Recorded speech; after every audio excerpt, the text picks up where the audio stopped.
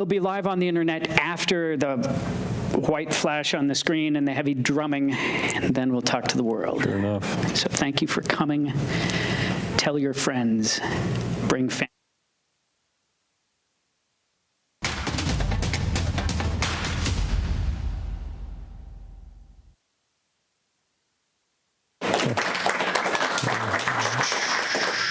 Welcome to the world-famous Adventurers Club. I'm David McAlexander, member number 1199. This club, has been doing this almost every Thursday for the last 102 years, gathering people who have left the beaten path.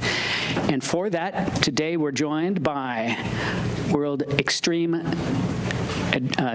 survival expert Dan Baird, he of the YouTubes and television. So welcome, Dan. Thank you.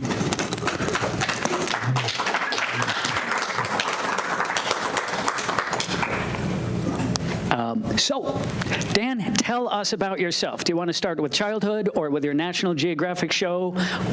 Up to you. That's great. I guess I'd start with Grandpa. Grandpa started dragging us out when we were young in our family. Age 80, he started having us hike the John Muir Trail.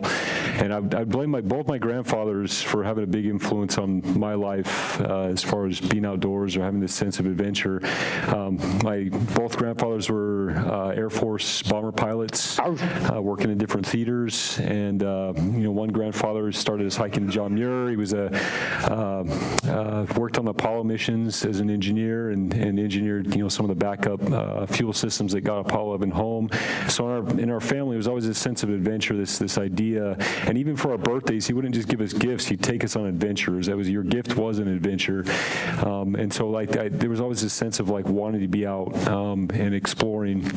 And so he had a big, huge impact on me, and even just the idea of the fact that adventures aren't always fun. They're type 2 fun. My first time doing switchbacks up the John Muir Trail in up there, this is outside Bishop. You're just going up, and I just after a while, this big heavy pack, I'm sitting down just crying. he's bribing me with Skittles. Just taking time, bribing me up another switchback with Skittles, and I just it's this idea that it's not adventure like Mark Twain says. It's adventures are sometimes the things that it's not fun while you're out there. It's things that happen to you along the way. Exactly, or things that happen to you along the way. There are things that you don't necessarily want to be there while it's happening, but once you get back, it's something that was meaningful.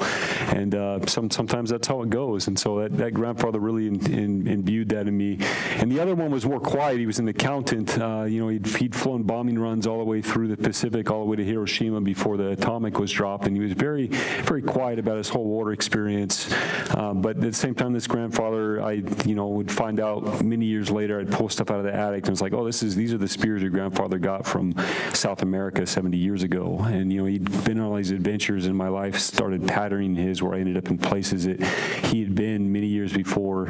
And I think that led me towards, I guess, what I do today. In my family, you had to get your Eagle Scout. I will definitely want to talk about scouting, because that gets you outside, and even if it's a little structured.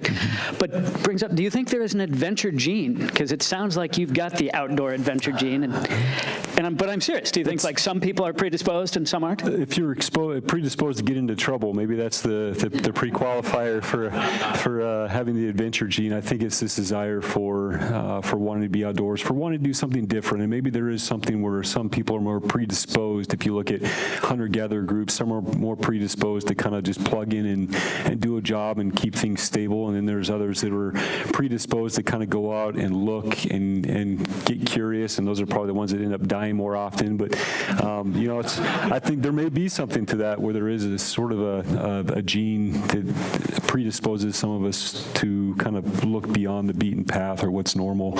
And I think that, there's something to that. There's some desire to kind of push boundaries.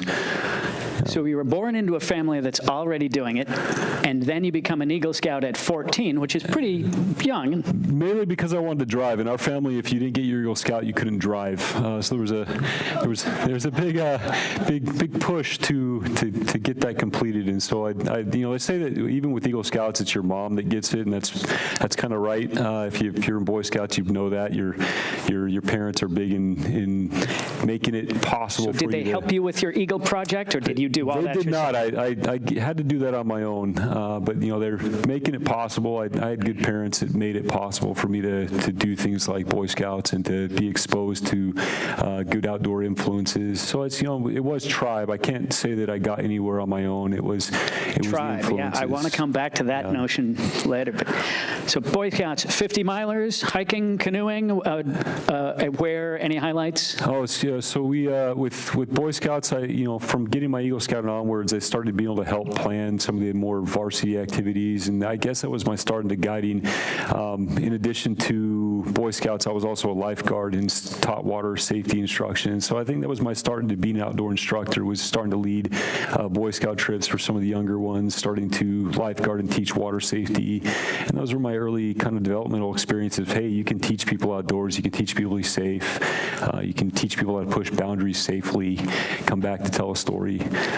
And so that led into guiding. Yeah. Tell us what guiding is for those in internet land that may not. Yeah, so I think guiding is just, again, having that curiosity and getting out and having just slightly more information than the people you're taking out. And I just like the same thing with being an expert. People talk about an expertise or being a survival expert. It's really just knowing a little bit more than the people you're helping out. We don't know everything, but if I know a little bit more, ahead of the class. yeah, exactly. You stay a chapter ahead. If you know a little bit more and you do it competently, then you can take people to wonderful places. What are some examples of some guiding you did? Did you become a survival expert as a result of guiding, or were you guiding because? How did this happen? I would say that it was kind of reverse engineered out of guiding. I got my start. I was lucky to tie into some programs pretty early on. Right, getting into college, I was able to start guiding through a program called Anasazi Foundation, Arizona. It was run by a man named Larry Dean Olson, who's kind of the godfather of the idea of a survival school. He founded some schools in Utah that eventually became Boulder Outdoor Survival School, which is the oldest survival school in the country for teaching outdoor skills. And really, he was kind of the impetus for this idea of creating wilderness survival schools. Anasazi, is that named after the Pueblo people? It is, right? Anasazi is named after the people, the Puebloan cultures, or the cultures that are in northern Arizona. So he named it after that, and we ran in those areas. And so as a guide moving into those programs, we'd be out for up to 6 weeks. If we had water, it was from finding it. If we had fire, it was rubbing sticks together. And generally, you're traveling 30 to 50 miles cross country, pre-GPS, just topo maps and compasses and go off trail. And that was my start into guiding. Lots of chances to learn how to avoid survival situations, and some of my earliest experiences confronting survival situations head on came from being a guide in that program. It was rough. Can you remember any good highlights of the survival situation, the unplanned? One of my earliest survival experiences in that program as a guide, we were looking at our maps, trying to figure out how to get. We generally had to go from point A, where we'd stock up on some basic food supplies like rice and stuff, and then we'd have to get to point B 30 to 50 miles away.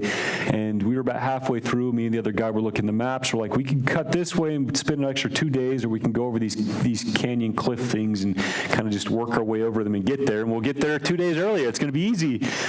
Right. Right, exactly. And so, we were with 14-year-old boys. This is a program for youth. And so he and the 3 boys that we had ended up free scale climbing about 100 feet of cliff on one side, and I wanted to go down to the other side to pick up some fire materials for doing friction fire kits. And so I went down to their side and got those, and then I saw this other side of the canyon, about a half mile from where they were, where they'd scaled. I was like, this looks easier. I'll just cut up this section. And it was sandstone, so it's about 100 feet, and I'm kind of scrabbling my way up to about 80 feet of it and getting into this stuff that's pretty vertical. And so working my way at the last 20, and I get up to the last 4 feet, and I look up, and I'm kind of on a little triangle wedge, and I look up, and it's just flat space, kind of slightly curved here where I got my hands braced. I'm sitting on this little platform, and I have this improvised blanket pack tied around my back with sticks and rocks, and it's 30 pounds of just crap tied to my back. There's no way to unlatch it, and I'm braced in here. here, and I'm realizing I can't go down. You're realizing what it's sucks sandstone. about climbing is it's so much easier to go up Exactly. than to go down. You can't. There's sandstone. It'll break apart, and I'm 4 feet from the top with no handholds. And if I'm wearing 30 pounds of stuff that don't fit into this little crack I'm in, and if I move the hand off to untie it, I'm going to fall. And so I'm just braced in there, and it was that first moment of like, this could be the end of my life. And I'm braced in there, and I'm looking down, and I'm like, my heart rate's picking up, my breathing's getting rapid, I'm moving towards like panic attack mode. I'm like, look, that's not going to help me. And it was like, what do I do? Do I just let myself fall? This is it? Just let myself go, or what do you do? And I just kind of calmed down and just took a moment. I was like, look, I have no other options. I can't stay here braced all day. This pack's heavy. It doesn't fit. have to do something. I have to do something. There's 4 feet and a bunch of cactus up top, and just kind of adrenaline rush, braced up on the sides, and just kind of braced myself up the flat walls with this little bit of a curvature, and was able to kind of roll myself in the cactus, and I was alive. You mean you did the chimney climbing? Just straight braced with adrenaline, just on this flat surface, and just kind of like doing those weird rock climbing moves. I really don't know how to this day. I don't know how I did it, but I was able to roll myself into a bunch of cactus on the top, and I was like, I'm never doing that again in my entire life. The other guys were far away, and what turned out was we were in a bunch of horseshoe canyons where I had to do that 6 more times that day. I was much more careful about choosing my route, and let's put it that way for the rest of the trip. Proper prior planning. But you took me back. I gave up rock climbing because I found myself halfway up this crevice on a granite. I'm a C.E.R.T summer camp counselor playing with the climbing instructors, and I'm going up this crack.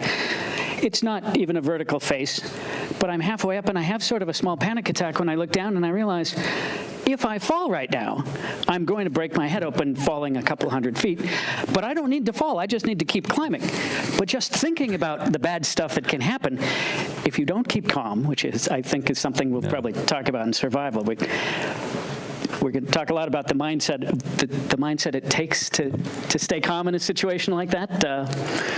How did you find that at age 14, and how do we find it when we're out on the trail? That's a huge deal. When panic is setting in, once you go full-blown panic, you're done. And we see that time and time again with survival situations. Many survival situations are a bunch of small, bad things that stack up to be a big thing. And it's generally once a bunch of small things have gone wrong and people kind of feel boxed into this situation where they don't know how to get out, that's where the panic sets in. Oxygen's the enemy of adrenaline. Just being able to slow down, take long, steady breaths, and just kind of like settle things is how you're going to stay in the right frame of mind. And so that is a big deal when we're confronted with situations we don't understand. Hopefully, if we do survival training right, we don't get to that point because we've made a bunch of small preparations to keep us out of that. But if you ever reach a point where it's like it's do or die, it's slow down. You'll take 3 seconds, slow down, get in the right frame of mind, make smart, level-headed decisions. If you go full-blown panic and just try to escape, that's how we end up with our tragedies. And you're reminding us that you can use your basic diaphragm breathing, yoga breathing to get the oxygen in and to slow that. Like the freediver that spoke here talked about the way you do a 4-8 count, Yeah. 4 seconds in, 8 seconds out, and that will slow the heart rate down and hopefully get the brain waves aligned. Yeah, as long as you're taking longer to breathe out than you are breathing in, like good 4 seconds, out and in, just keep it slow and steady. That does keep us in the right frame of mind. And try to use your change your physiology to change your psychology. It's huge. Exactly.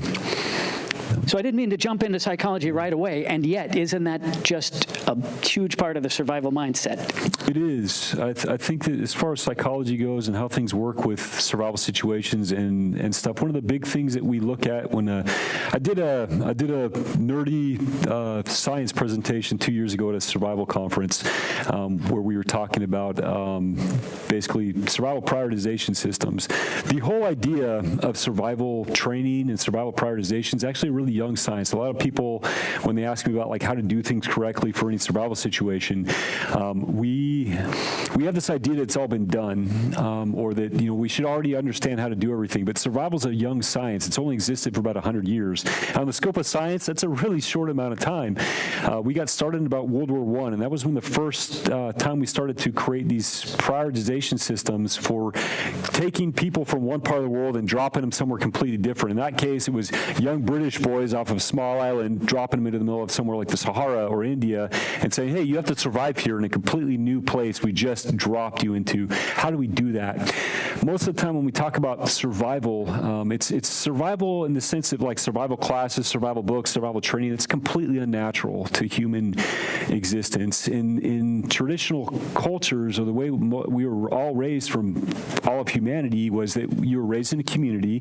Even if it was an extreme environment, you were raised in a community, you had the resource of the community, you had the training and knowledge of a community, and you would learn over the course of your life to live there with the help of other people, with the wisdom of your elders, and you would learn to just live it through doing it. Solve the problems using multiple resources outside of you. Exactly. And so when you, and if you move somewhere, let's say if you move from anywhere else to other part of the world, still you would learn by integrating with the community, and over time you would learn how to live there and use the resources and learn dangers by being part of that community. Survival science was completely different. It was, we're going to take this guy on a plane or a boat, and next week he's going to be completely somewhere where he has no time to integrate or acclimate. And no local knowledge. Yeah, no local knowledge. We're trying to basically create a knowledge framework where something like a book or some sort of indirect learning material is going to help them when they get dropped into somewhere they don't know anything. And so this science, this survival science, is creating of survival curriculums and prioritization metrics and all these sorts of things. The idea was, could we create some sort of universal knowledge framework where someone from England can get dropped into Africa, or from South America to Antarctica, or anywhere of these places? Could you take someone from somewhere where they have no experience and drop them somewhere and help them stay alive? How do you do that? What is the sort of... So that process has been the last 100 years where we've been trying to figure that out. And when I presented in England 2 years ago at a nerdy survival conference at something called the Global Bushcraft Symposium, I went through the last 100 years of survival systems where all these different things stop, think, observe, all these different sorts of acronyms we have for survival. There's a whole bunch of them. But all these different systems, I went in and compared all of these systems, and guess what? Out of all the systems that we've come up with over the last 100 years, guess how many of them agreed on how to prioritize? Probably not that many. So, there may even be a slide on the board there somewhere that kind of pulls it up. But if you look at the systems, the way that the things they included in the systems was different. And if you look at the systems for what they prioritized first, were different.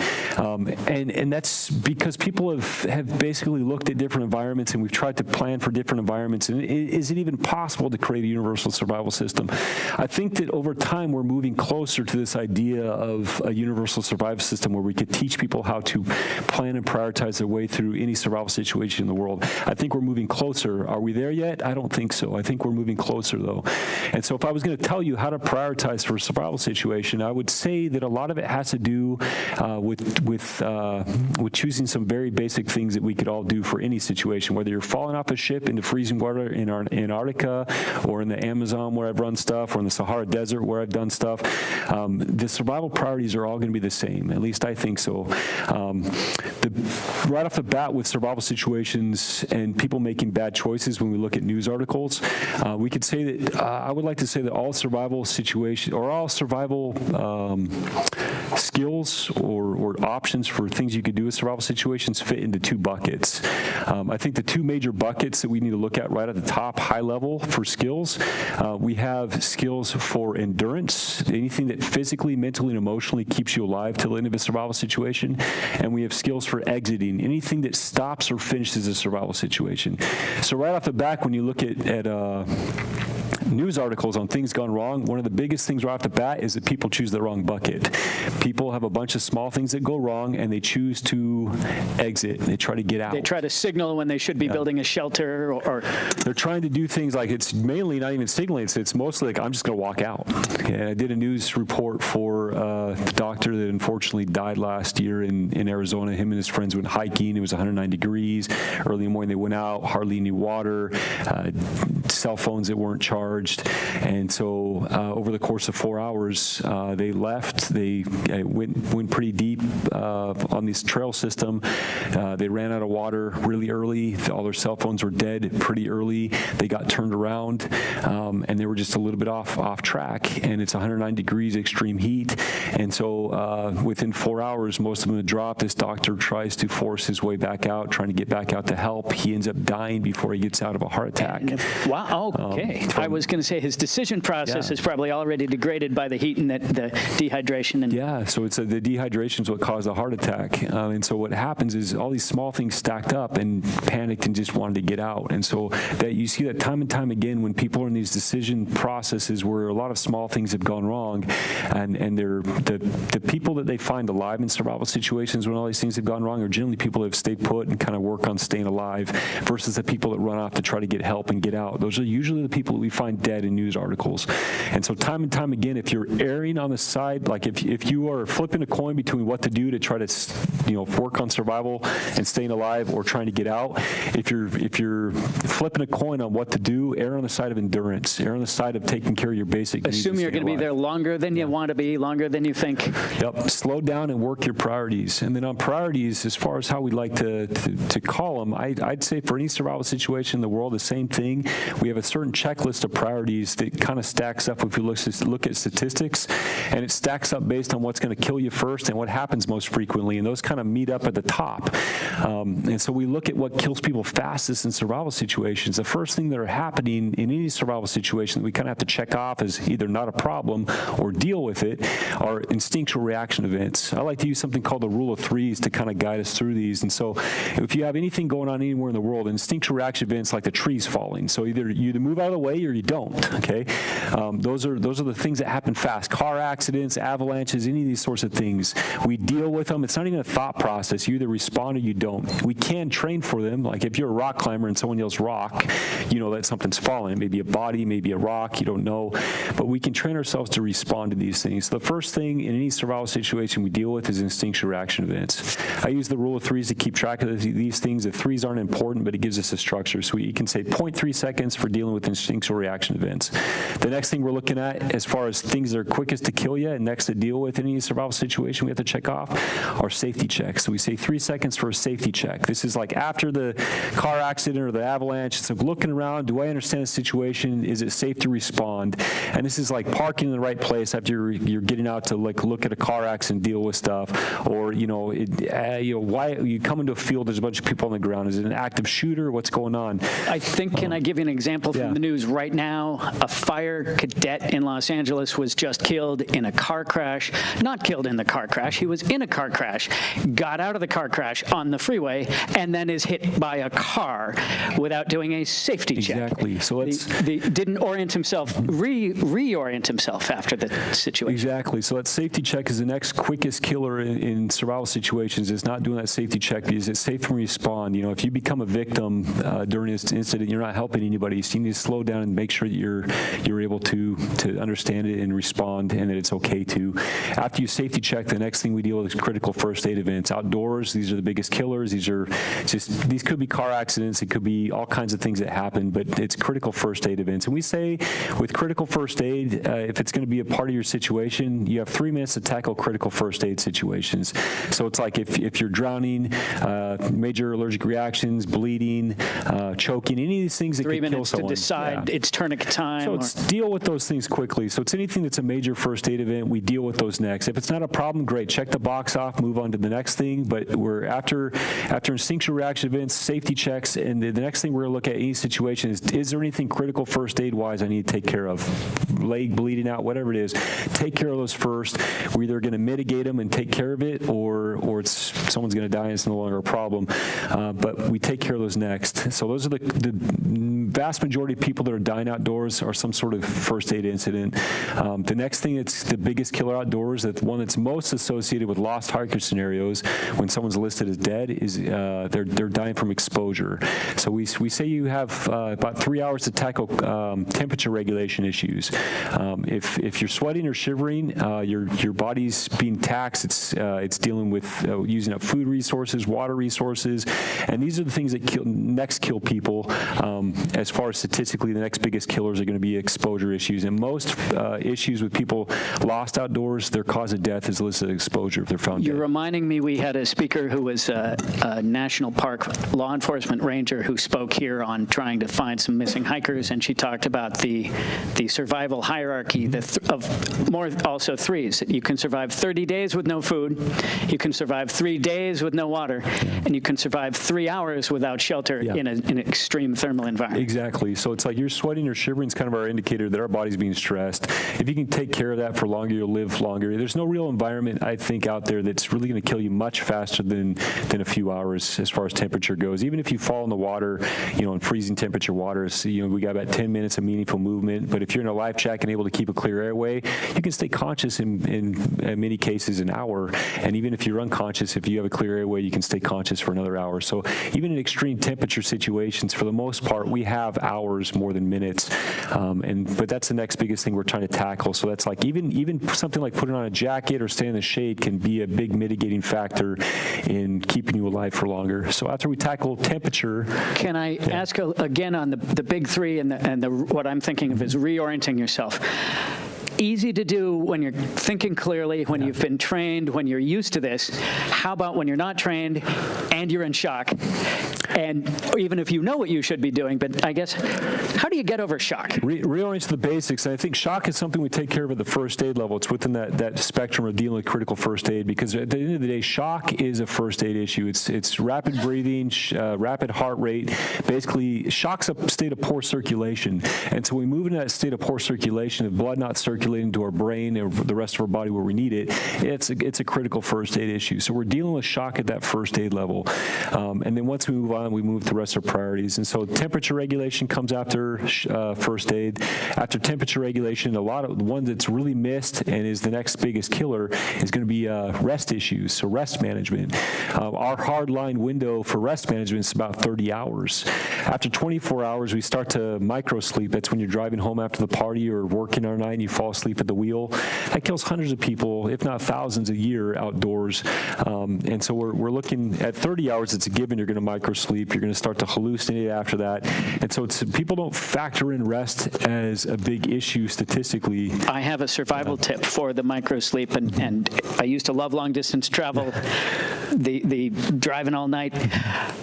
Buy the self-driving automobile, especially if you're coming home from the party. But I'm not kidding. Like technology, maybe Teslas will save us. So. Technology can't help you if you do not use it. We're moving on. We have a lot of tools at our resources, and understanding the priorities makes a big difference. So deal with first aid, deal with temperature management issues next, deal with rest. Even a 15-minute nap against a tree can get you farther. And generally, if you're able to control your temperature, you're able to find a way to rest. Those things are highly tied together. And so manage your temperature, find a way to rest. The next biggest killer is hydration management. We say we have about 3 days for that. You can die of dehydration within a day. You can also go 13 days. There's been documented cases of people going long. I wouldn't count on being one of the guys that can go 13 days. But it is, you don't have to die at 3 days. So now I'm going to interrupt with one of the wonky questions I told you about. There's an old rumor that if you're lost at sea, you drink the seawater, it drives you mad. There's this counter story, the Japanese fisherman lost at sea. If you start drinking the seawater early, it doesn't overwhelm and shut down your kidneys, and you can stay alive if you drink the seawater early. Is that a complete... I'm going to give a hard pass on drinking seawater and pee. So, unlike certain survival celebrities we won't mention, we can't recommend drinking pee or that. Basically, our systems, we need a small amount of salt. That's our electrolytes to allow our cells to soak up water and to process it, and for our brain synapses to talk. Even we need salt. But when you're drinking things like pee or salt water, they're so loaded with salts and things your body was trying to flush out or can't handle. That osmosis process of your cells sucking stuff up doesn't happen. You drink seawater, your body will not absorb it. So no matter what it's just way too salty. Your body's not going to be able to absorb it. It won't help you even temporarily. What it's going to do is it's going to send your body into high gear, your kidneys and liver and other systems trying to flush that out. So it's going to always net dehydrate Make you burn faster. through your resources. You're going to burn through your hydration faster. It's always going to kill you. There have been stories of people surviving drinking their pee. You'll read a news article where someone survived drinking their pee. They survived despite drinking their pee, not because they drank their pee. And if we have time, I want to get to my other favorite survival thing, the solar still. Yeah. Because you can drink your pee if you distill it using a solar still, but we may get to some technology later. If you could, yeah, we'll maybe come back to. I have tried to make a solar still. On the whole, they don't work, and so I have made a solar still in the desert, and I've condensed some of my pee, and I got about a thimble full. The amount of water for the amount of effort I spent making the darn thing. The amount of water you will waste making those is always more generally than net positive return. So. Okay, so that actually brings up one of my other favorite ideas is that simply thinking you have some tools is better than not having any tools. But a lot of times, we learn something in Boy Scouts or a military, and it's just wrong, like the idea that you can use a solar skill. And yet you wouldn't go out there and do this stuff if you didn't think you had some tools in your hip pocket. So can you talk about the conundrum of you have notions in your head, half of them are wrong. Is this making any sense? I would say on one side of that, the idea that you have priorities or things to do keeps people calm and allows people to kind of react and do the best they can in a situation rather than just freaking out and going, running away. And so I think the idea of having some background or some ideas of stuff to do, even if it's not perfect, is probably better than having no plan and just freaking out. That said, I'd rather have a good plan than a bad one. And so understanding priorities, understanding that I should be dealing with, with broken legs and bleeding to death before I deal with having to find water or food makes a difference. And so even on our priorities, the last thing I'd come to after hydration, the last thing we're dealing with as far as physical priorities would be food. And you can go 30 days without eating and still live to tell a tale. It's something I had a chance to do from personal experience, pretty wild experience. On the wildebeest? Yeah, so it was a show for National Geographic where they wanted to see if modern human beings could cross the Serengeti following the migration path of wildebeest like ancient hunter-gatherers. And so they got a bunch of people together with different skill sets. I was brought in as a guide to help lead the group across. And so we started out this trip by spending time with the Hadzabe hunter-gatherers, or Hadza as other people call them. And they showed us their local land and stuff that they do as far as how to survive in that environment. And then after about a week with them, we were put out on the trail. And National Geographic had just been taken over by Fox at the time, and some things were changing and producers and things. And we were supposed to be able to hunt and gather our way across the Serengeti. And we got a message a couple days in, by the way, guys, we can't touch any animals out here. The national parks, they blame on the national parks. I'm still not sure to this day who it was. But basically it said, you guys can't touch any food out here. So you got some dried meat and some honey and roots from the Hadza. That's it. And so it turned out that we did a month across the Serengeti. It took us about a month to cross 230 miles of Serengeti on 9,000 calories. So we had 9,000 calories for an entire month, and we were burning roughly 5,000 to 7,000 calories a day on this crossing. So I had about a day and a half's worth of calories for an entire month. Yeah. How much weight did you lose? I lost 37 pounds. So it's about 17 kilos for those that do the kilos. This is my normal weight, so I looked pretty refugee-esque after the experience. You don't seem to have too much extra. No, there was not too much extra, and that really took it down a notch. But this does bring up one of my other favorites. If you're going to go out and do stuff, I always try to start the day well hydrated, well fed, because you never know when your next meal is coming from. Oh, that's huge. If you're starting yourself off borderline in trouble with being hydrated or in trouble otherwise, like if you're starting resource low, you're in big trouble, whether it's a day hike or anything else. So just starting out hydrated, and all those things that's a big secret, I think, for any adventure. Even flying places, the plane meal's bad. You get somewhere, you can't eat. You end up in the jungle somewhere. You haven't eaten for 2 days. You're up a creek. So it's start off on the right foot. As they used to tell us in Navy survival school, where is the best place to store water? Inside your body. Yep. You are a camel. Yep. Be a camel. All right. I've cut you off. But so you hiked across the Serengeti on 9,000 calories. How did that work? Tell us more. And I think it's one of the roughest survival experiences ever been filmed. They ended up taking thousands of hours of footage and boiled it down to a 6-hour series. They tried to pin more as an endurance race, but I think it's probably the hardest thing that's ever been filmed for survival television because we really were out there with just kind of the clothes on our back and some water jugs to pick up dirty water and very little else for any sort of resources or tools. And just doing that stretch of territory, 8 to 15 miles a day, having to fight. We were having to steal. We actually weren't allowed to pick up plant material even. The only things we were allowed to touch were dead wood and water. We were stealing dry elephant dung as fuel when they weren't looking for friction fire tinder bundles. So we rub sticks together to make fire. We could use those for our tinder bundles. And so it was an extremely. It was kind of like a death march, to be honest. It was really, really rough. I don't think anything else, even the shows they do like Naked and Afraid and stuff where they have low food from the environment, they weren't hiking 200 miles while they were doing it. So it was extreme. It taught me a lot about what the human body's capable of. There were 20 of us to start. There were 13 of us that finished. It's also interesting to see the male. And these were all fit people who had this focus or had some training, had some skills. They had all sorts of different backgrounds. We had like big cat specialists and people that were hunting specialists and endurance athletes and kind of people with mixed backgrounds. And we had people in their 60s, people in their 20s. We had 7 ladies and 13 guys. The ladies did extremely well. We ended up with 6 ladies and 7 guys.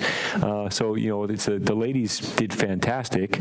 Because I've heard when it comes to endurance sports, or just sheer endurance, that the female of the species may have it up on the men. There is something to be said there. If you look at endurance racing, once you get about 200 miles, I'm a long distance runner, and once you get about 200 miles, the women outclass the men substantially by sometimes days.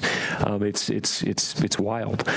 So it really is interesting to see those dynamics. But I can tell you on that trip crossing the Serengeti that you'd expect this mentality of these big military or the super buff endurance sort of guys would be the ones taking the cake. And we lost a lot of those guys pretty early on, and most of the ladies were there to the end, doing extremely well. And the physiology, that's really interesting. If we had 2 hours to nerd out on physiology, we'd go down that rabbit hole. Can we rabbit hole a bit on the psychology? Because earlier we were talking, and you were talking about at the end being so hungry and so tired, and I'm presuming that cognitively you just weren't the same guy that when you set out. And I think one of the biggest challenges in survival is you got into the problem usually by not thinking straight, and it just goes downhill from there. The mental and emotional game is strong, and I think another friend of mine presented a paper. He dealt with the Royal Air Force for a long time. He presented a paper called The Won't to Live, and he actually went back over the last 60 years. The won't, not the want to live, the won't. And he went back and analyzed a bunch of survival situations, plane wrecks and all kinds of things where people ended up in the situations and were alive, and within a couple days died without any physical injuries or real stressors. They just kind of gave up. And so, we have plenty of stories where people, despite crazy odds, chose to live, but there's also this other psychology of people that just choose to give up. And that's really hard to predict which one you'd be. I am familiar with that from civilian airline crash studies. It turns out about 10% of the people in an airline crash, you survive it, the plane's not on fire yet, or it may be on fire, but it's not where you are. 80-ish% of the people, about 50% of the people will just get out of Dodge on their own. Some of the people will sit and wait and have to be told, and then they'll go. And about 10% of the people, over and over, will freeze and will not save themselves, even when they're... I understand there's some sort of default won't mode. It could be. So I don't know if it's like hardwired in physiology or what's going on, but I think there's always things that, if you don't want to be that person, you probably won't be. But, I think there's in physiology and psychology, I think that any of us can have a bad day, get frozen up on stuff. I think understanding your priorities makes a big difference. So really learning your priorities, getting out and practicing for situations. I think that like Navy SEALs, if we have gunfire going on, they're able to short circuit fear or cut around it, fear inoculate by practicing. If you hear gunfire all the time, they know, okay, once it starts, we do this. And, they skip that fight or flight or freeze. They skip that freeze part by fear inoculating, preparing ahead of time. And I think that we can prepare for circumstances that are going to put us in that freeze mode by experiencing things that are kind of around that space, and then learning what to do, and then we default into those sorts of mechanical operations to cut around the fear. So I think that things like that, if you're afraid of something happening in a situation, the more that you can learn about it, learn how to prioritize, practice. Think about it in advance, mentally run through it. Those make a big difference. And if you don't know what to do, it's completely outside your ballpark, stick to basics. Get down to doing something, even if it's small things. If anything small and useful that you can do to just help yourself calm down and stick to basics, do that. If all you can do is make a shelter, if all you can do is just kind of, just deal with fundamentals at the moment, and you don't have any other idea for the rest of it, deal with the basics, stick there. If you're able to just kind of deal with fundamentals, you're going to buy yourself time. And get yourself back into a headspace that's more productive. Exactly. Now, is what you just described what you call the sacred order, or what is this sacred term, order. sacred order? Sacred order is one of those, I think, for me, that was an early on system of prioritization: shelter, water, fire, food. That was one of those the systems I compared recently, doing that comparison of the 60 different methods of looking at stuff. And what I stick to more these days would be that comparison of looking at endurance skills and exiting skills, learning what those are, and then sticking to an order of tackling things in the right order, using that rule of three sort of spectrum of dealing with instinctual reaction stuff, dealing with safety checks, first aid, then dealing with temperature regulation, rest management, hydration management, and then caloric stuff, and then worry about getting out, and we deal with our exiting stuff after that. So deal with those basics, deal with the stuff that keeps you alive in the right order. All those things that we're talking about are in order of what will kill you the fastest to the thing that will kill you less. And food's the last thing. We freak out and want food in a survival situation oftentimes, but it's the last thing you need to worry about. And I can tell you from crossing the Serengeti and doing that whole month without hardly any calories, I can tell you that food was the last thing I need to worry about. I did want to ask you about food a little in a survival situation, because I've only had to go without food for about a week at a time, and I knew I was going to get food after that week because it was an artificial setting. But at the time, I also know you eat stuff you find, we could eat anything we'd kill, but I didn't want to get sick, because the one thing I've read is I do not want to get diarrhea. I don't want to get dehydrated by getting a weird bug. And how do you weigh should I eat this because I need the strength, or is this going to make me vomit and lose stuff? So food's your last priority. So again, if you're scrambling around just looking for random things to throw in your mouth, I'll tell you 95% of what's in Wild Edibles books for like finding food, that's all salad. The caloric content's almost zero, or kind of like on parity. There's no real reason to eat it. Food staples are rare. Things like acorns or anything like pine nuts, things that could potentially be worth the effort, those are rare.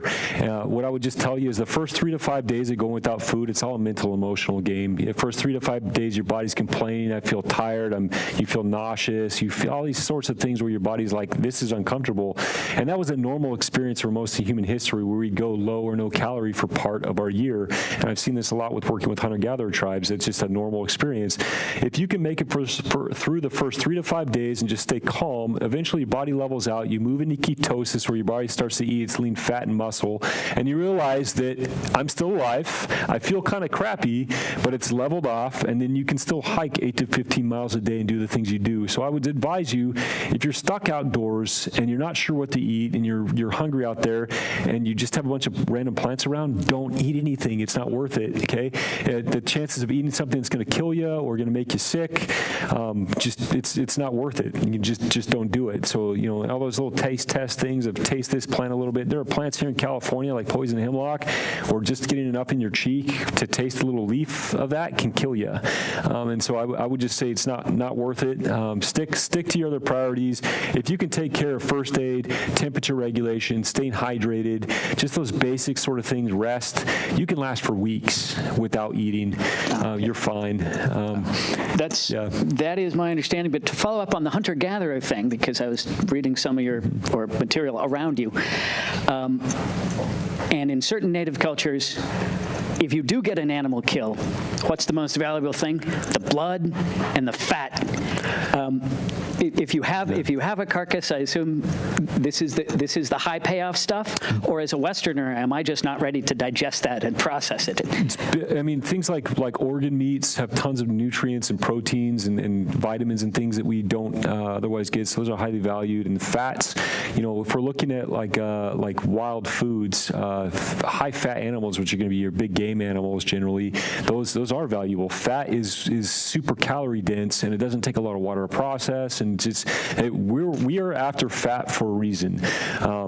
Lean meats, even just compare. I mean, if we're going to look at wild edibles, like people talk about hunting squirrels and stuff.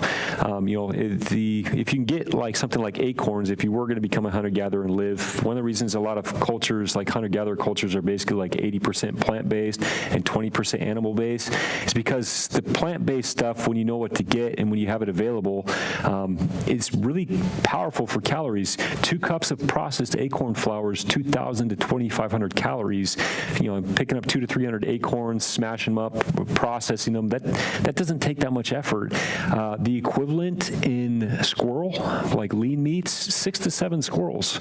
So trying to get 6 to 7 squirrels versus picking up 200 acorns, that's a huge difference in output. The amount of energy you have to put into getting it and stuff. It's this idea that you could just live off of lean meat like rabbit and squirrel. That's where we get things like rabbit starvation up in the Yukon during the gold rush era, where guys would be out getting a bunch of rabbit, but because it was so low calorie, the amount of calories they were expending was less than they were getting back, and their body's ability to process lean protein over time degraded when they weren't getting other things in their diet. And so lean meat's not that great. Meat's not really at the high end of the totem pole when you look at hunter-gatherer tribes for their main diet staples. It is there, and some tribes eat more than others. But when they're going after animals, usually animals that are heavy in fat, so large game animals. And they also probably know how to process and handle it. Yep. The Apache are legendary for, I guess, taking the intestine and turning it into a portable bladder you can wear around the neck, and you get the blood of the animal, which has liquid and protein and all that. But we're not Apaches, and we're not going to be able to fabricate an animal gut into a portable meal, I presume. The idea is modern people in a survival situation going out and just living off the land. Even this idea of the lone survivor, I want to touch on this actually, because we see it a lot in television, where you have this lone character that's able to go out and survive off the land. They're not really surviving, and really the person that's having the good time on those shows are the fixers behind the scenes. They go set up before they get there. But it's those guys, most of these guys come in for 3 days. They get told what to say. Everything's set up. Their fire kits are built. Everything's done for them. And these guys, this idea these guys are going to go in and just live off the land and do it by themselves is utter nonsense. And when we're looking at people that still live off the land, the superpower of human beings is tribe. Its superpower is our social collective. Animals. And so, like, when you look at hunter-gatherer tribes, you have a chance to spend time with a lot of tribes in Africa, the Hadzabe, some of the San Bushman groups, like the Naro San Bushman, Matisse, they don't survive Marubo, alone. They don't survive alone. They don't even do friction fire alone. So you see those guys doing friction fire on television by themselves. I've never been to a tribe where the preferred method for can they make a fire on their own? Yes. But the preferred method's never on their own. It's usually 2 or 3 guys at a time doing whatever fire method they do. Maybe it's just to light a cigarette. I've out with the Hadzabe, I have 3 guys, fire kit, and they're doing the stuff to light their cigarettes. But it's never by themselves. They can do it at the drop of a hat. It's amazing. But one of the superpowers of human beings is the collective, and that's one of the things that I see time and time again out with cultures that do live off the land traditionally. It's never about the one. It's about working as a group and specializing in different skills, and just overall we kind of counter and compensate for the fact so we don't have to do it alone. And that's so if we're lost in a group, much better options. Yeah, humans pulling it together. As long as you guys can tone down the fighting and have some priorities, we're good to go. And talking about how to try to organize yourself and is a whole nother subject. Yeah. But to go to the worst case scenario of survival, when you think about, I might need to, suddenly I'm lost in the forest. Did the airplane crash or something else? The scenario nobody wants is you're alone. And again, going back to the psychology and the priority, being people that are used to doing things as teams with technologies, I'm still obsessed with the idea of how we shift gears into getting out of the old mode of where we were and now reorienting to this new reality. How do you do that other than having done that before? It's really hard to be by yourself. I think that's, if you look at survival shows like Alone, which I really like, is one of the shows that currently is doing a fairly decent job as far as showing skills and getting people to know what they're doing. Being alone is, as a social creature, super hard. And you see a lot of people in that show kind of leave in the first couple of weeks just for the fact that they're solitary. So that is a big challenge. And I think that for me, it's just taking it back to the basics. Do I understand what my basics are? If you have a priority checklist, if you have some basic fundamentals of what you need to do, just tuck in and deal with the basics, stay in the moment. If you don't know if you're afraid of what's going to happen tonight, dial it back to what you can do this hour. Dial it back to what you can do in the next 5 minutes, and just kind of slow down the process, break it to smaller steps. And I think that's one of the biggest things for just kind of staying in the right frame of mind and tackling things as they come.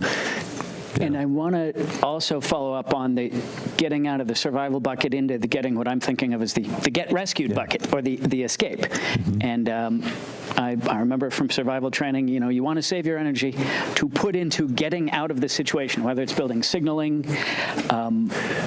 How does what's the best way to get rescued, or what system do we use here? We want to get out of a situation as quickly as possible, but we want to make sure, again, that we've checked off all the boxes on the endurance side. We have all our priorities checked off, and at least we have plans for everything going on there.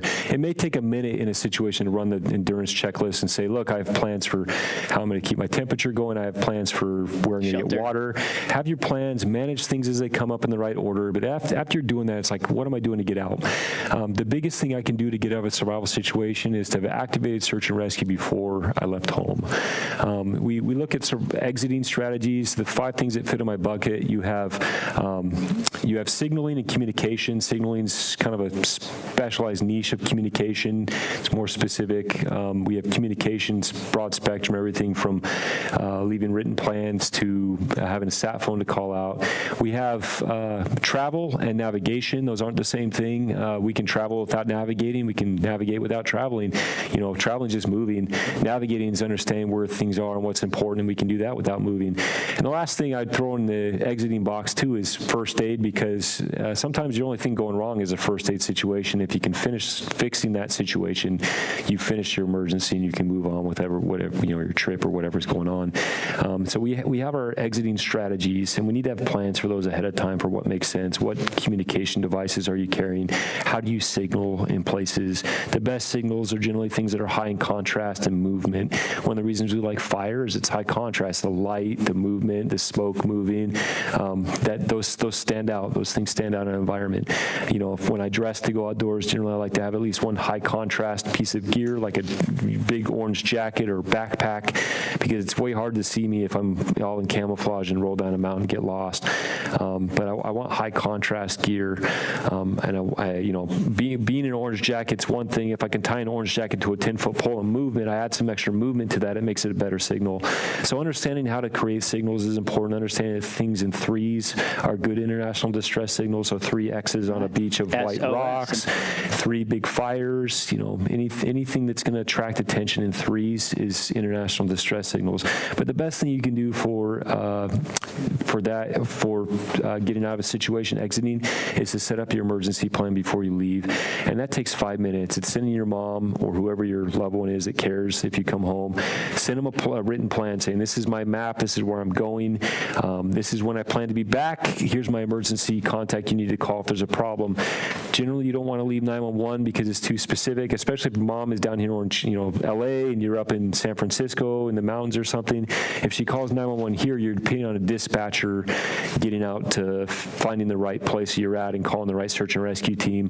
What you want to generally do is set up the person if we're here in the States, sheriff's departments are in charge of rural areas. Unless you're in a national park or state park, they have their own services as well for rangers. And is it true if you're going to be lost, you want to be lost in a national park? Because They got more resources. National parks are great. So I got to hand it to some of our sheriff's departments out in the counties. They're fantastic too. I've worked with like Mount Baldy here in LA and a few other ones that are really great.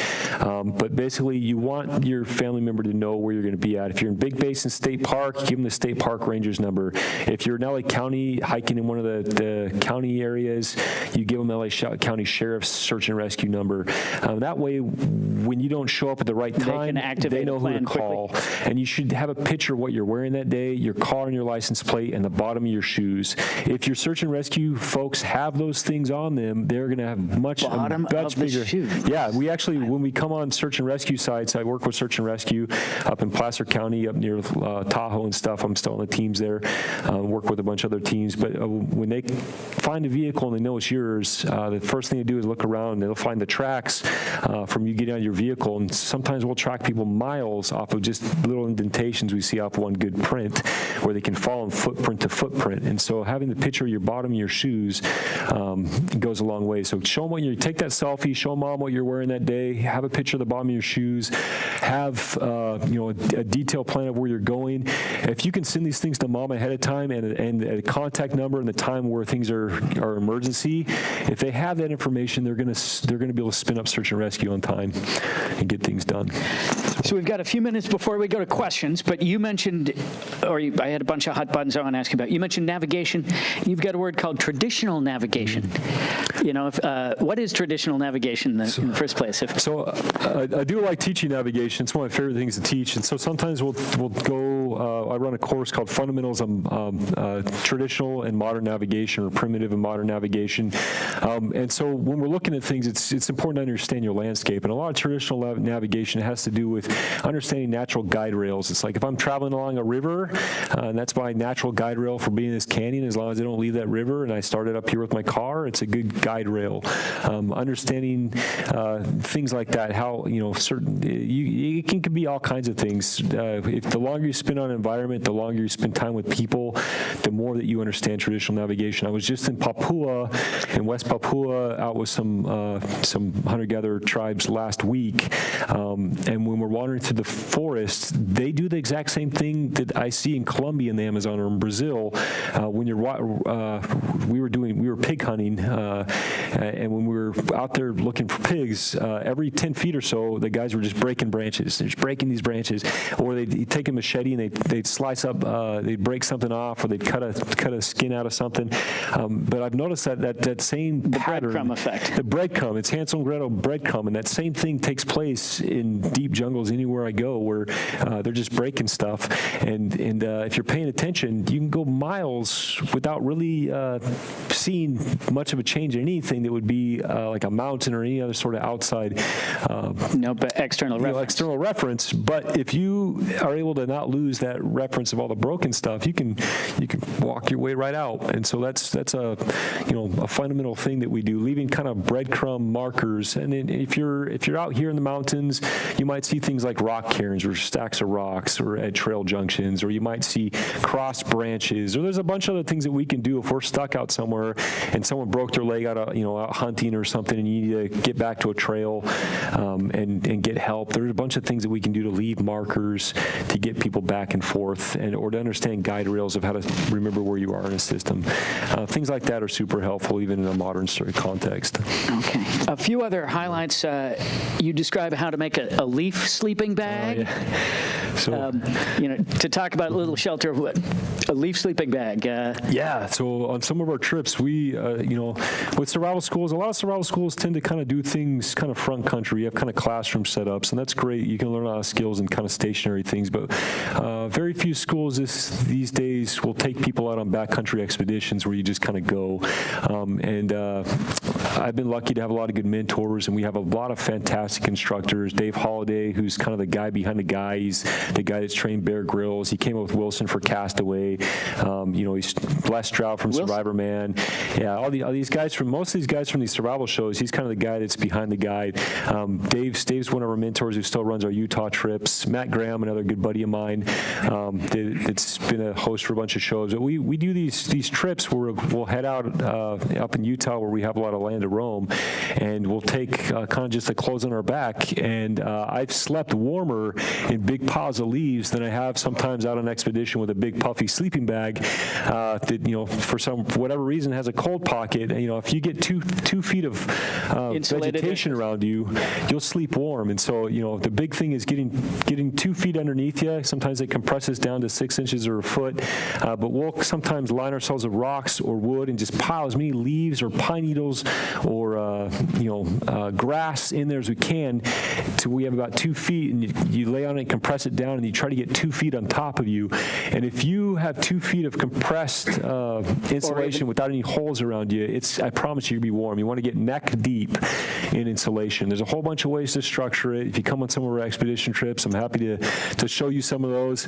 But whatever way you can do, you can get natural material around you. That is huge, and I promise you it works. And I've slept comfortable many a night out that way. The old European GI's best friend was the haystack. Yeah, exactly. Sleep in a haystack like nobody's business. It's just 2 feet of insulated material packed around you, dug out the middle, and you're in there, and it's like it's warmer than any house. Or Luke Skywalker on the planet. Exactly, the Tauntaun. That worked better than the horse on Revenant. Tauntauns were weather adapted. People try to take these old Plains Indian stories, which they did in certain circumstances, and they try to take these stories and adapt them out to things where they didn't work. That's Hollywood, but there are certain circumstances where you could use insulated animals for stuff. Yeah. And it is an old cavalry trick. Your horse's transportation, food, and a bullet shelter. Yeah, if it have to. Sorry for the animal lovers out there. But so I saw a picture of you online drinking from looked like some lousy still water, but not doing the biblical hand gathering, but leaning over, sucking with the lips. And I'm guessing there was some logic behind that. Maybe like you got dirty hands and you don't want to just put more stuff into you. If that was it like rocky? Did it look rocky? I'm not sure what picture you're looking at. Probably was rocky. I'm going to say that was probably up in Utah. And so choosing your water sources, when we're looking at water, whether or not we need it filtered or whether or not it's going to cause problems, if we're in a survival emergency, we always want to err on the side of safety, err on the side of precaution, risk mitigation. So if you have filters or boiling, all those things, that's great. Sometimes there are circumstances where we're out where we know the risk is pretty low because the disease vectors aren't there. Most of our waterborne pathogens or illnesses come from having interaction with their disease vectors, animal or human contamination. And so if I know it's rained up on the flats in Utah up at high elevation where it's rained, it's been super hot, this water's just forming, there's a low risk of animal contamination. There are times we're up on those rock slicks, we can drink out of that, and historically, for our guides have been doing it for 50 years, nobody gets sick, and we know that those are fairly safe places to do it, so we'll do that. If I'm out somewhere in a jungle or out somewhere where I know there's a high chance of human or animal contamination, you're not going to catch me drinking out of stuff. That said, a lot of the indigenous cultures I go to in the Amazon and other places, they're still scooping water out and drinking it. But they've got resistance built up. They've been around there for a while, and I would say that even if there is stuff in the water, they're more capable of dealing with it. Us coming in maybe from outside or just being somewhere you're not used to, I would say you always want to err on the side of risk mitigation, and we would try to filter or boil or do something else to mitigate the risk more. Okay, so a few more crazy terms before we go to questions from the audience, so cue up, audience. One of your survival classes talks about at the California Survival School, which you founded, apparently with your brother? Yeah, one of my brothers helped me found the school a while back, yep. But you teach, among other things, coal-burned tools and primitive glues to make stuff, or are we now at the advanced fabricate gear? Yeah, we kind of have a whole bunch of courses. So we actually have 4 survival schools. We've been really lucky to kind of grow a bunch of whole cool programs. So California Survival School kind of deals with a bunch of modern stuff. We do everything from trained search and rescue teams to full primitive courses like we're talking about. We'll teach you to, one of our courses up in Utah we run all summer 3 or 4 times. We'll take you out for the first 2 days and teach you how to replace all your modern backpacking gear with stuff you made yourself. Maybe coal-burned bowls where you use coal, like hot coals from a fire to burn out wood.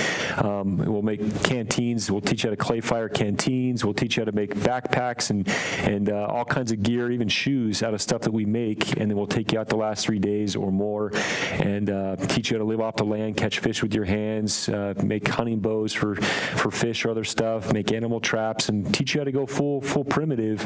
And it's a really cool experience to go from feeling modern capable to going full Stone Age. I think that's a wonderful life experience and kind of takes us back to get more in contact with how human beings lived for most of human history. And I love that. So we do that a lot with California Survival School. We also have a program called Wilder Skills where we do that summer camp style for our kids ages 7 to 13. I think it's really important to mentor youth.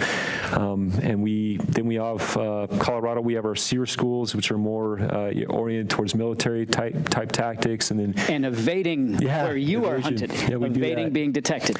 Yep. So those are skills. So what I learned at U.S. Navy C.E.R.T school is they always catch you at the watering hole. Yeah. It's what wildebeest know. The lion is waiting at the watering hole. Everybody's got a drink. If you understand human physiology and psychology and how things are laid up on an environment, I think that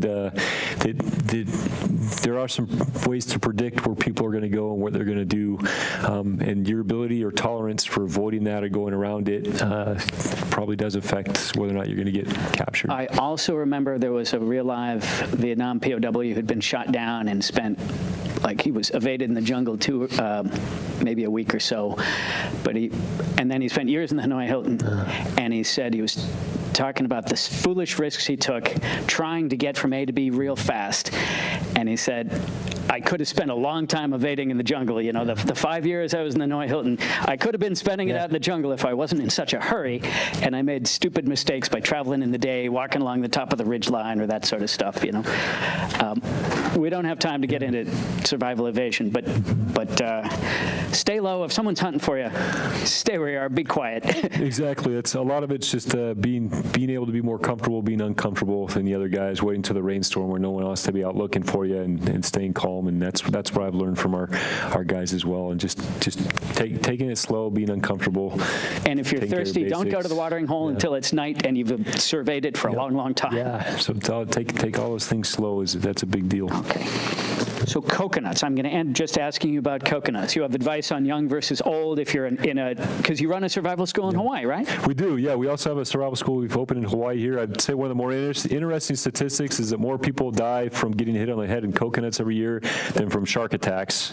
When we're looking at dangerous things and things that could be a problem outdoors, people worry a lot about predators, sharks, mountain lions, bears. But when we look at things outdoors that kill people, we just had a mountain lion attack that killed somebody. That's the 27th person that's died in the last 100 years in the entire continental United States. You have more chance to win the lottery every year, multiple times, than dying from mountain lions. That said, we have 1.4 million car accidents. Will the neon clothing I wear keep the mountain lion from thinking I'm food? I don't think they care as much about that, but for the most part, they just tend to leave you alone. The ones that go after you tend to be either young ones that got orphaned and don't know how to hunt yet, or old ones that really can't tell the difference between something run down the trail and are kind of on their last legs. Regular healthy mountain lions don't generally hunt human beings. They stay away from us. We're actually seen as alpha predators. Walking out on the Serengeti with lions, if you're out during the daytime and they see you, a lot of times they'll post up and they'll walk off. At night they know we're basically... They've met people with spears. Yeah, exactly. At night they know we're useless, and then that's when they come up behind you and get you. But, for the most part, we worry about... And actually, you mentioned the night. President of this club, Rich, talks about how, looking at how indigenous people travel, he's hiked the Appalachian Trail in a bunch, and he says, indigenous people don't travel at night. All kinds of bad things can happen at night. Is this true? I thought there are all kinds of tribes that hunt in the night. I think there might be some truth to that in certain areas. I think around the Serengeti in Africa, we stayed pretty put, but I have been out in certain parts of the Amazon where you wander and you're out and all at the night, good stuff that you want to eat is out there at night. So I think it just kind of depends on the culture and where you're at probably as to how that works. So. Okay. Well, there's all sorts of other stuff I would love to cover, but of course, if I don't have time to do that now, so I'm going to turn it over to the audience, and I'm going to invite the audience in internet land to come down and ask our speakers questions directly when they come visit us here on Thursday night. But for now, Jay, are you available to be Captain Microphone? Sure. Hopefully you've got some fun survival questions, comments, and we've only touched we've only touched what Dan's done here. I wish. Do you want to give us any more of your bio while he's getting the microphone ready? Go read your website or something. I don't know. The more you read about him, the more impressed you will be. I stand on some pretty big shoulders. I'll just say that. I have some pretty great mentors and feel pretty lucky to be able to travel and do the things I get to do. So cool beans. So, Dan, I'm going to take the first question to that Mike. You say this is a new science, relatively new. What did the science get wrong previously? What have we learned? And what is the cutting edge going forward? So I think, again, we were trying to take, it's completely abnormal or unnatural for human beings to do this thing where we jump somewhere completely new with a book and try to learn from an indirect framework, basically a knowledge framework versus learning directly from people over time. It's completely unnatural. And so a lot of our early books, we were just trying to get some basics. There's this really funny story from World War I where a British captain was sent to study the Sahara and how the Bedouin lived to try to write a manual for the English boys. And he writes back to high command later after going to the Sahara. He'd gone out with the Bedouin for days, and he'd go out with the Bedouin. He's like, well, how do you guys find water? It was like, well, there's wells here, and how'd you find those? Well, my father showed me where they were, and how do you find it? Well, his father showed him where they were. How do you find food? Well, we eat this. We have camel milk, and we find these dates here. Well, how'd you find those? Well, we just know because his father showed him. And all these, basically everything for survival was like from my father, from my community, from these things over time. And he writes back to high command. He's like, sir, the Bedouin do not know how to survive in the desert. They just live here. Okay, and so it's this idea of being able to, these frameworks are unnatural. It's not normal for us to have these frameworks. And I think over time we've tried to find ways of framing out things, of saying universally this is most important, this is next. But in previous iterations of all these things from all these systems, you see a lot of ifs, ands, or buts, where a lot of things are exceptions, or this doesn't work here, this doesn't work here, or this is more important here. And I think over time we're getting to a place where we can say, look, you're always doing the instinctual reaction stuff first, you're always doing the safety check stuff next, you're always dealing with critical first aid next. If those aren't problems, great, move on to the next thing, deal with temperature regulation. I can look at any survival situation around the world and say, I'm checking off those lists. If those things aren't a problem, I'm moving to the next one. If that's not a problem, move to the next one. And I think we're kind of moving closer to a universal system of saying, these are your priorities anywhere, check the boxes. But there's still some things that we're still figuring out to say, how does psychology fit into this? How do certain situations with illness or other sorts of things fit in, where we're not really sure how to compile all this into one easy, here you go, it's ready-made system. So we're getting there. It's a process. So little by little, I think it's cool that we're moving closer, though. Thank you. Yeah. So I was just wanted to get your opinion on Society of the Snow. I'm assuming you watched that. I have not seen it yet, but I've heard a lot of good things. I read the book Alive as a kid. So it's, do you have anything specific from it? I'm familiar with the story. In a life or death situation like that, where those people were in. Like the part where we're eating people, or like what specific? What any specific aspect? I mean, a lot of people died for various reasons, exposure and avalanches, and just losing hope, I guess. I don't know. Sticking to those basics again. So same thing, critical first aid. They got to knock those things out quick. Dealing with exposure and mitigating that as best they can will be the next big thing. Figuring out rest and figuring out hydration management with big things there. Food is way down the list as far as priorities. That's a reality though. If they came to a circumstance where they had been out there for a while and had to figure that stuff out. I think if I remember the book Alive, they did get rescued because somebody hiked out and brought them back. And because ultimately you can stay alive, but you got to get out of the situation. You got to signal or get rescued. Yeah, they had to make their call. And eventually, once you tackle those living priorities as best as possible, at a certain point you have to decide like what's my best option for exiting and make a call. And sometimes that's a gamble. So what I remember from that book in the Donner Party is if you're in a no-beans survival situation, start eating early. Don't wait until you're too weak Because if you do not eat, you will not have the energy to hike out and get saved, and you'll be dead, and everyone will be dead. There's a lot of taboo around eating people. I mean, I was just out in Fiji with some of the last cannibalism that was documented happening, or not in Fiji, in Papua, and that still I met people that had eaten people as a child from war parties, not even knowing what it is. There's a lot of shame around that. Long pork, I think from a Western culture we have a lot of shame around that. This idea of eating people, a lot of it has to do with spiritual taboos, religious taboos, cultural taboos, but it's not always been the case around the world.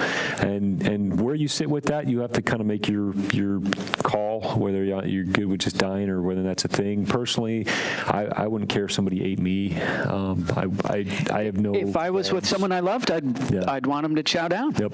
It's pick your. You have to just choose your own stuff on your moral compass and how you feel about that. But the longer I think about it, the more I'm like, everything's animals. Everything goes back to being plants. And really, if there's a God up there, I don't think he really cares. My personal take on it. So, I just say, if anything, follow your instincts and do the best you can to stay alive.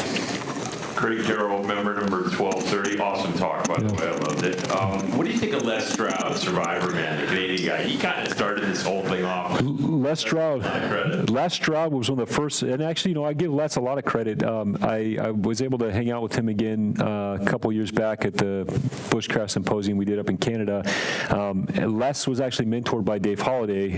In his first episode, if you look, there's the first episode they shot in the first season, although in the order of the seasons presented, or the episodes presented, may not have been the first, but the first one shot was actually in Utah, in the deserts there, and when he gets out of a chopper, Dave Holliday drops him off, and it's one of the only shows where they give the guy behind the scenes the credit for kind of setting things up a bit. So there's a kind of an homage or hat tip to Dave.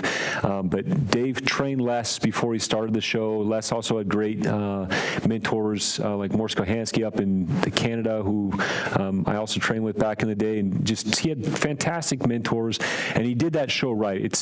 That show and Alone are one of the few survival shows worth watching for information purposes. You can tell a bad survival show from a good one, I think, on these premise.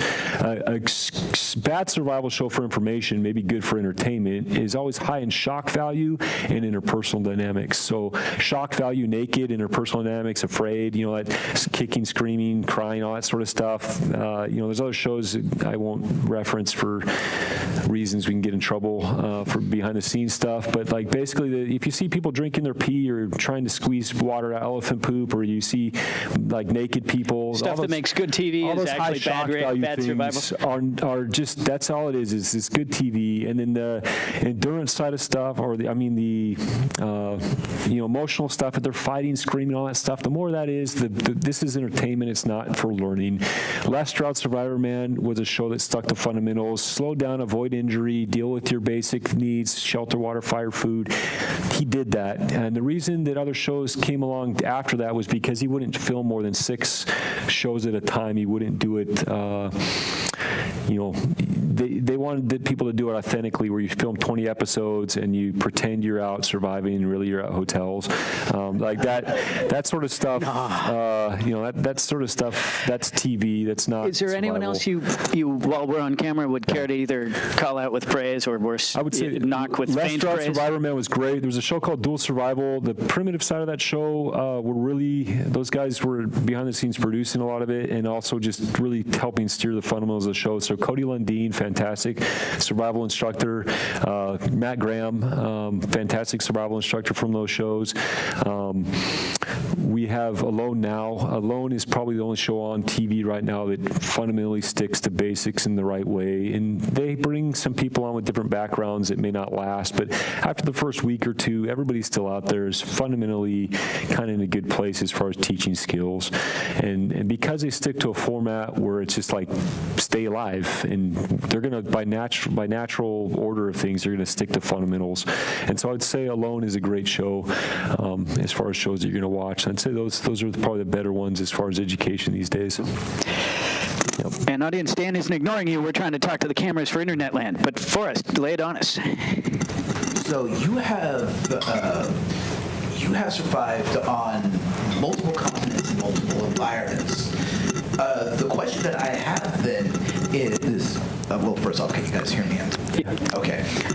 The next question that I have then is how much with your golden list, how much does it change compared to how much does the actual environment play into your reaction? That's great. I would say at this point, I'd say it doesn't. So if I was to fall off a ship in Antarctica into freezing water, let's say like right off the bat, as soon as I'm falling off the ship, 0.3 seconds instinctual reaction. Am I going to hit the ship? Am I landing right in the water? You know, I'm already dealing with that sort of stuff. Then 3 seconds for safety check. Is the ship going to hit me? Am I swimming out of the way? You know, what's going on? So I'm safety checking right there. So right after that, it's like, you know, and also just make sure I'm not swallowing around water and choking. So it's like getting in my you know, dealing with critical first aid. If I was, you know, choking or dealing with something, I'm dealing with that. And then after that, right after that, it's temperature regulation and dealing with that. So it may stop at temperature regulation where I'm just going to be dealing with that. I'm not going to be able to get to food or anything else. But even in that sort of situation, I'm dealing with those priorities right in order of instinctual reaction, safety check, you know, critical first aid, temperature regulation. Same thing with Sahara. If I'm stuck in the Sahara, same thing. If I'm in the Amazon, same thing. So that's why you call it a system, because it really is. You do the same stuff no matter what the environment is. And there may be curveballs where this isn't perfect. I'm not claiming I have a perfect system yet. I think this is probably the closest we're getting to a universal system of how I'd run any survival situation. Slow down, run the checklist. I may run the checklist in about a minute and then decide if I'm trying to get out or if I'm going to keep maintaining things.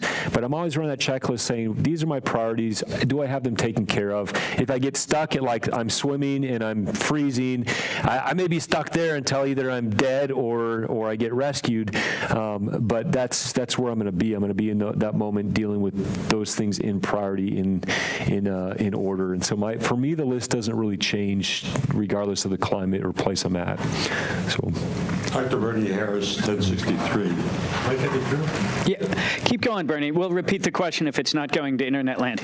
I just recently bought a tube that is it's like a tube that has an end you put into brackish water, and the other end has a straw that you drink from. Yeah. Supposedly it has 99.99% efficiency filter, according to the manufacturers. Would you put your faith into something? And so the question is on these self-filtering straws that you should be able to stick into water, and they claim it's got a filter built into it. Great question. So for fresh water, you know, excluding things like salt water, for fresh water, if you look at filter systems, I kind of judge it based on kind of one major criteria, and that's whether or not it's 0.1 micron or 0.2 micron. From almost all the filters you get these days from like REI or those places, they're almost all going to be 0.1 micron. And the reason the microns matter, it's because the thing's trying to get through are certain sizes. If we look at Giardia, which is oftentimes brought up as one of the big things we're trying to prevent for outdoor water sources, Giardia is 0.8 micron across. It's a protozoa. Another protozoa that's pretty big is 0.4 micron. That's Cryptosporidium. Other things that get smaller on our spectrum, bacteria. One of the smallest bacteria that we're dealing with in the water for things that might get us sick is E. coli. E. coli is 0.2 micron across. The specific thing you're referencing is probably a life straw.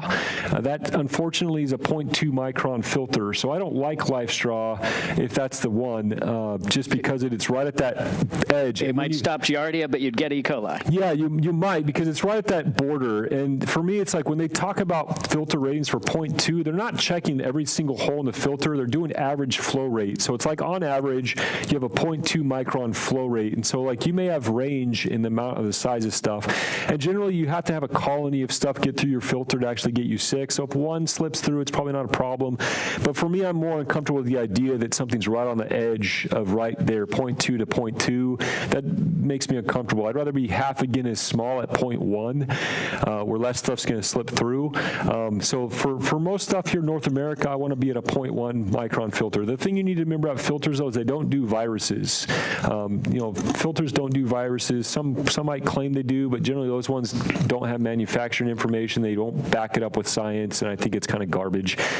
So reliable filters that you can get from like REI, look for 0.1 filters. Just remember, if you're going somewhere that doesn't do North America is mainly safe, but if you're going somewhere with like high viral load because there's a lot of sewage in the water somewhere else, I'd probably boil or do chemicals versus just And do you believe in the old 3 drops of bleach, or is that still any viable? So when I was, you look at the ratios, but the way we clean our natural water, some people have tried to talk trash recently on chemicals like chlorine or stuff, and they've looked at these Chlorine's studies. magic. The studies, honestly, are probably backed by filter companies, but if you look at what cleans our water systems, we use chlorine, bleach, to clean our entire city water system. That's what we use in our water system. And so, when I first started guiding, 1 drop of bleach into a liter of water for most water sources was fine. If it was really gnarly, we did 2 or maybe 3. But you shake that up, you let the aeration happen, let the chlorine off gas, and it's fine. And I would say if it's good enough for our public water systems, it's good enough for what we use, especially in emergencies. If the whole grid goes down and we're all stuck with weird water, I'm probably using bleach to clean my water. Cool beans. Yes, sir. Hey there, Alex Smith. Hey, Alex. In each of Les's episodes, he brings his harmonica along because he's out alone for 7 to 10 days. Could you briefly touch on the human aspect of things, playing games, staying distracted? The morale business. Yeah, the questions about bringing the harmonica Morale's a big thing. keeping morale up. So whatever you can do to keep your psychology in the right place, I think that I've seen across the board that just having the right priorities is a huge like one of the biggest factors in being able to stay calm and stay in the right place. But if you can have a mindset of being able to journal or play games or just know interesting stuff or play an instrument, whether you're just banging sticks on rocks or anything you do to kind of keep yourself in the right mindset, it's a big deal. Socialization, again, plays a big factor in stuff when we're with other people. That can really, really affect whether or not we're feeling good or not. But I'd say anything you can do. If Les is a great musician, and that was one of his favorite things to do out. He did the shows legitimately. He was out 7 to 10 days by himself in pretty crappy circumstances sometimes, and I'm sure that music made a difference for him. I will give you some 1980s Uncle Sam funded studies about survival. I took the U.S. Navy's life raft survival course, and the biggest threat of life raft survival is boredom, losing your mind, fighting as a group. So that Navy teaches, based on real research, if you're in a survival situation, you make up tasks. Whoever's in charge, give tasks to people to keep them busy so they do not stare in the abyss and decide they want to start jumping overboard or fighting with people. No, that's the thing. Staying busy with just small tasks or finding interesting ways to entertain yourself 100%. At the end of the day, we're kind of a fancy monkey with an oversized brain, and it's you got to give the monkeys something to do. Exactly. The monkeys twiddling their thumbs, get into problems. Yep. We have a question from the internet. Tom Brown, who is a different Tom Brown, asks, what do you think of Tom Brown's survival guides? It's Tom Brown for Tom Brown, okay? Thank you, Tom, my old racing buddy. Come up and join us sometime. Tom Brown had a complicated past. I think he's one of the most fantastic storytellers out there as far as books. My father, when he was real young, he had a guide from Larry Dean Olson, who I've mentioned, and a Tom Brown guide. And Tom Brown has inspired a lot of people to get outdoors. There's some complicated past with his programs and stuff that we don't need to get into now, but I would just say that Tom Brown has inspired a lot of people, and I can tell you some of my best instructors that I've hired in my programs and that have helped start things with me have come out of Tom Brown programs, from back east. We've had some fantastic instructors. One of my good friends, Laura Stein, for instance, just fantastic people. So, he's inspired some generations. I know he's old school, and I don't know, but I've read his book, and people knock him for being from New Jersey and doing survival in the Pinelands in New Jersey. But if you've been there, big, wide open, barren space with a lot of. But the other thing is, again, he just gives you the mindset that you can get through this. Okay, and I think we're running low on time, so we're going to have 1 or 2 more questions, and then we're on the way. Awesome. All right, well, thank you for this wonderful talk. You spend a lot of time with these indigenous tribes, and out of all the tribes that you spent with, which were the most successful and the most adept at surviving, and why? Oh, I think they're all successful, or they wouldn't still be here. These are the hunter-gatherer tribes that we have are the last vestiges of the original human lifestyle. And we have, for most of human history, we lived as hunter-gatherers, and now we have roughly 60 some odd tribes, depending on how you want to count it, that still live as hunter-gatherers. Unfortunately, most of them are going to be gone as far as traditional lifestyle in the next 10 years.